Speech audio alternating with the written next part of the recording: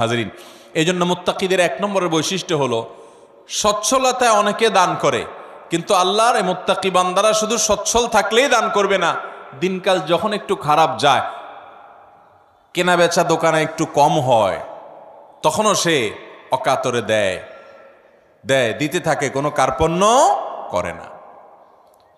তাহলে এই বৈশিষ্ট্যটা আমাদের, যার মধ্যে যতটুকু ঘাটতি আছে, এই মাহফিল থেকে, মজলিস থেকে আসুন মনে মনে নিয়ত করে নেই যে ইনশাআল্লাহ এখন থেকে আল্লাহ তাআলা আমাকে যতটুকু তৌফিক দিবেন ওখান থেকে আমি কিছু আল্লাহর রাস্তায় দান করব, আল্লাহকে খুশি করবার জন্য দিব।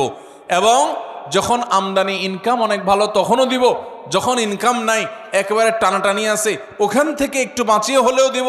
কারণ আল্লাহ তাআলা আমার দানের পরিমাণ দেখবেন না, আল্লাহ দেখবেন আমার সামর্থ্যের তুলনায় আমি কতটুকু করলাম। ঠিক না বে ঠিক?